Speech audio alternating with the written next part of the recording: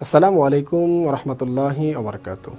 দেশ ও দেশের বাহির থেকে এই মুহূর্তে যে যেখান থেকে দেখছেন আমাদের পবিত্র কুরআন শিক্ষার ক্লাস, সকলকে জানাচ্ছি অনেক অনেক শুভেচ্ছা ও মোবারকবাদ। প্রিয় দর্শক, আপনারা দেখছিলেন ইতিপূর্বে আমাদের যে ক্লাসের মধ্যে আমরা শিখেছিলাম আলিফ থেকে নিয়ে মিম পর্যন্ত, নুন পর্যন্ত, অর্থাৎ আমরা আলিফ থেকে নুন পর্যন্ত হরফগুলো আলহামদুলিল্লাহ শিখে এসেছি। তারপরের যে হরফগুলো রয়েছে সেগুলো শিখব। প্রিয় দর্শক, আমরা শিখেছিলাম আলিফ থেকে নুন পর্যন্ত। আজকে আমরা শিখব নুনের পরের হরফ থেকে। এই হরফটার নাম হচ্ছে ওয়াও। এই হরফটার নাম ওয়াও। খুবই সহজ একটা হরফ। আমরা বাংলায় অনেক সময় ওয়াও বলে থাকি, তাহলে আমাকে বাংলার সাথে যদি আমি মিলাই তাহলে আমার জন্য খুবই সহজ ওয়াও। তারপরে যদি আমি এই হরফটাকে 1 থেকে 100 বার মাস্কে করি তাহলে আমার জন্য আরো সহজ হয়ে যাবে। এই হরফটা হচ্ছে হা। আমরা পড়েছিলাম বাংলায় হ আকার হা। আমরা জেনেছিলাম ইতিপূর্বে এটা হচ্ছে হা আর এটা হচ্ছে হা। তাহলে এখানে পার্থক্য কোথায়? পার্থক্য আমরা বুঝে নেই।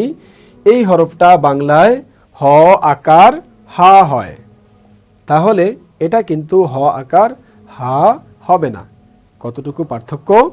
যখন আমি এই হরফটা উচ্চারণ করব স্বাভাবিকভাবে হা পড়ব, তাহলে আমার হয়ে যাচ্ছে। আর যখন আমি এটা পড়ব একটু গলায় চাপ দিয়ে পড়লে হয়ে যাবে হা হা। অনেকেই মনে করে থাকেন কোরআন শিক্ষা অনেক কঠিন। প্রিয় দর্শক, এটা ভুল। পবিত্র কোরআনকে আল্লাহ রাব্বুল আলামিন বান্দার জন্য সহজ করেছেন। এই হরফটার নাম হচ্ছে হা। তাহলে আমরা যদি এই হরফটা শিখলাম হা হা, এভাবে যদি মাস্ক করি হা হা, তাহলে আসলো ওয়াও হা। তারপরে হরফে আমরা আসি হামজাহ। হামজাহ খুবই সহজ। আমরা এটাকে হামজাহ যদি বলি হামজাহ হামজাহ, এভাবে 100 বার আমি মাস্ক করি তাহলে আমার হয়ে যাবে ইনশাআল্লাহ। তারপরে হরফে আমরা আসি। এই হরফের নাম হচ্ছে ইয়া। অনেক সময় দেখা যায় ইয়ার নিচে 2টা নোক্তা দেওয়া থাকে, কখনো আবার থাকে না। কিরকম থাকে না? এরকম ইয়া যখন দেওয়া থাকে পুরা ইয়া, অনেক সময় নোক্তা দেওয়া থাকে না। আবার যদি শব্দের মাঝখানে থাকে সেক্ষেত্রে নোক্তা দেওয়া থাকে। আমরা মনে রাখবো ইয়ার নিচে 2 নোক্তা। তাহলে আমরা জেনেছিলাম বা, বার নিচে 1 নোক্তা, অর্থাৎ বার নিচে 1 নোক্তা আর ইয়ার নিচে 2 নোক্তা। তাহলে আমাদের জন্য বোঝা খুবই সহজ হবে। তাহলে আমরা শিখলাম ওয়াও হা হামজা ইয়া। আমরা এই 4টে হরফ শিখলাম। তাহলে আমরা একেবারে শুরু থেকে শিখব আলিফ থেকে নিয়ে ইয়া পর্যন্ত। আমরা আরো একবার মাস্কে করে নেব ইনশাআল্লাহ। আমি যদি প্রত্যেকটা হরফ আপনাদেরকে দেখিয়ে দেই, লিখে দেখিয়ে দেই, তাহলে আরো সহজ হবে। প্রথম হরফ হচ্ছে আলিফ। আমি প্রত্যেকটা হরফ লিখে যাচ্ছি। বা, তা, সা, জিম, হা, খ, দাল। এটা হচ্ছে দাল, জাল। আমি আরো একবার বলে দিচ্ছি আলিফ, বা, তা, সা, জিম, হা, খ, দাল, জাল। তারপরের হরফ র,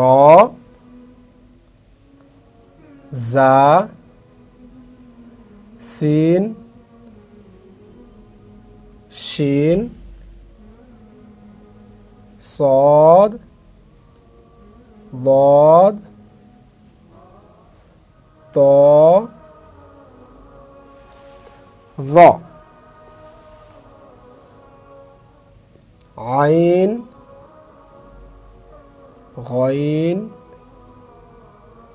فا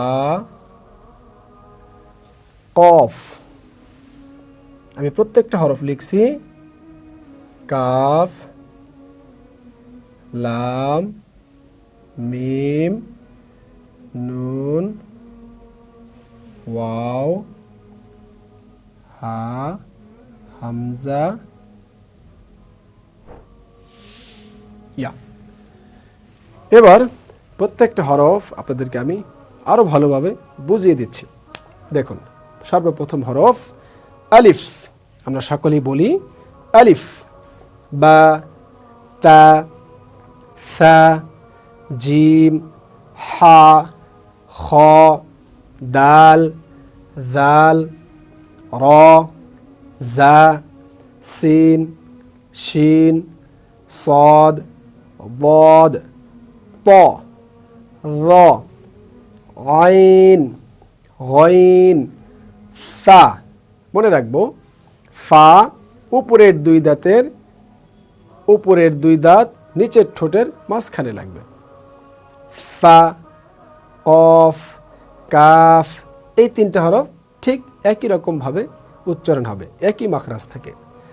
লাম, মিম, নুন, ওয়াও, হা, হামজা, ইয়া। প্রিয় দর্শক, আমরা আলিফ থেকে নিয়ে ইয়া পর্যন্ত হরফ শিখলাম, আলহামদুলিল্লাহ। তাহলে আমি যত বেশি আলিফ থেকে ইয়া পর্যন্ত পড়ব, তাহলে আমার তত বেশি মজবুত হবে।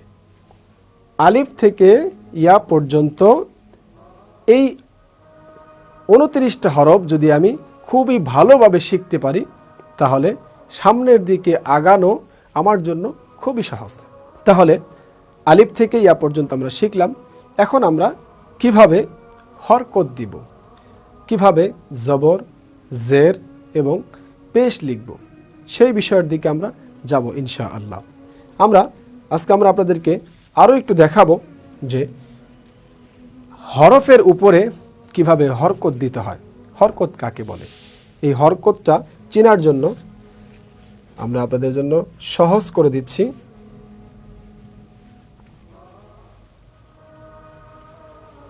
প্রিয় দর্শক, আমরা শিখছিলাম আলিফ থেকে নিয়ে ইয়া পর্যন্ত কিভাবে পড়তে হয়। পরবর্তীতে আমাদের আসবে প্রত্যেকটা হরফের সাথে কিভাবে আমরা হরকত দিয়ে পড়ব। হরকত দিয়ে শিখতে হলে আমি হরকতের কিছু একটা নমুনা বলে দিচ্ছি। যেমন এই একটা হরফ, এই হরফটার নাম হচ্ছে বা। এই হরফের উপরে যদি আমি একটা টান দিয়ে দিই, অর্থাৎ এভাবে ডান দিক থেকে বাম দিকে কোনাকুনি একটা টান দিলে, হরফের উপরে কোনাকুনি ডান দিক থেকে বাম দিকে একটা টান দিলে সেটা হয় জবর। এবার আসি, হরফের নিচে ডান দিক থেকে বাম দিকে যদি কোনাকুনি একটা টান দেই, সেটা হয় জের। যদি হরফের উপরে এরকম গোল মাথা দিয়ে টান দেই, তাহলে এটার নাম হবে পেশ। তাহলে আমরা শিখলাম কোনটা জবর, কোনটা জের এবং কোনটা পেশ। ইনশাআল্লাহ সামনে আমরা আরও বিস্তারিতভাবে শিখব। প্রিয় দর্শক, ততক্ষণ পর্যন্ত আপনারা সকলেই ভালো থাকুন, সুস্থ থাকুন, এই কামনা করছি। আসসালামু আলাইকুম রহমতুল্লাহি ওয়া বারাকাতুহু।